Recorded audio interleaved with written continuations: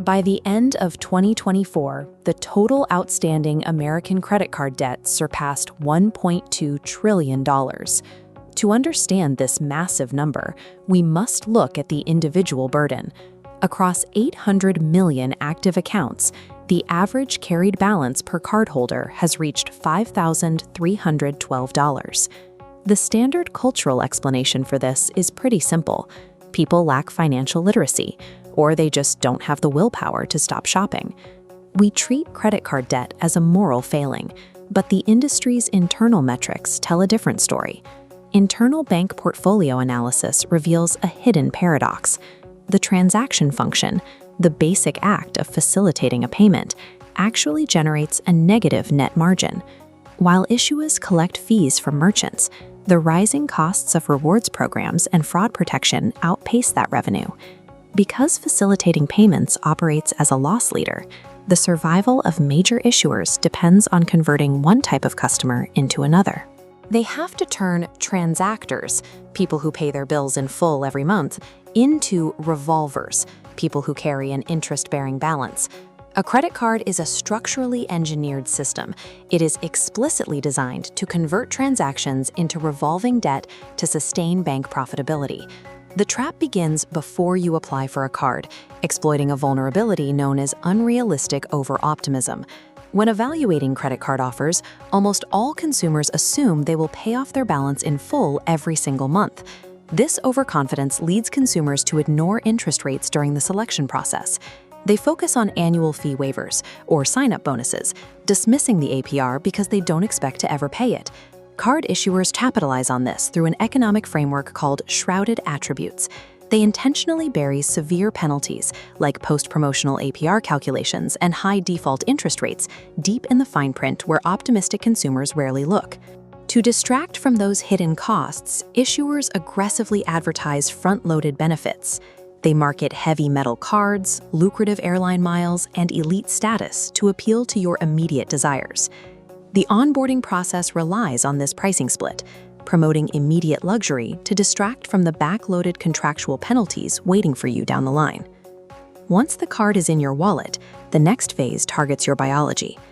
When you hand over physical paper money at a register, you experience a psychological cost called the pain of paying. It acts as a natural cognitive brake on your consumption. Neuroimaging studies show spending physical cash actively triggers the anterior insula, the brain region processing pain. Credit cards bypass this alarm system through decoupling, neutralizing the pain of the purchase. Swiping instead stimulates the striatum, conditioning your brain for an immediate dopamine hit. Digital wallets and one-click apps further mask the transaction, erasing lingering checkout anxiety. Removing the physical dimension of money strips away the brain's remaining sting. Swiping a credit card bypasses your prefrontal budgeting mechanisms. It actively suppresses your biological warning systems while flooding your brain with anticipation and reward. The biological exploit gets you to spend, but the final trap is set when the monthly bill arrives. Digital banking interfaces are carefully designed to minimize the actual amount of money you repay. The primary mechanism for this is anchoring, a cognitive bias where exposure to an arbitrary number influences your subsequent choices. By prominently displaying a minimum payment due, often set as low as 2% of the balance, issuers implicitly suggest that paying this amount is sufficient. This creates a bimodal payment distribution. Consumers who could comfortably afford to pay 50% of their debt are subconsciously pulled downward by the anchor, paying exactly the minimum. Deferred interest is another trap, marketed as no interest if paid in full. Secretly, interest calculates in the background at high rates. If just $1 remains unpaid at the deadline, the entire accrued interest from day one is retroactively added to your bill. Banking apps and promotional terms are precision-engineered choice architectures.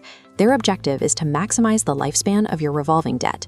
Once trapped by these mechanisms, consumers enter a category the industry calls the heavy revolver.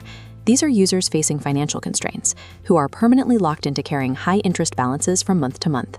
This chart compares the spending habits and debt loads of these heavy revolvers.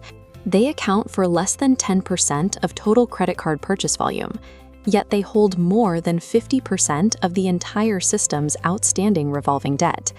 And here is the financial consequence. This small, heavily burdened segment of consumers pays over 70% of all the interest collected by the banks. This reveals a massive systemic cross-subsidization. The luxurious points, airline miles, and cashback rewards enjoyed by wealthy transactors are entirely funded by the compounding interest squeezed out of heavy revolvers. The modern credit card relies on behavioral manipulation, obscuring costs, neutralizing your brain's pain receptors, and anchoring your repayments to the absolute minimum. The only way to win is to recognize the dopamine hack, reject the UI anchors, and refuse to play a game where the house always wins.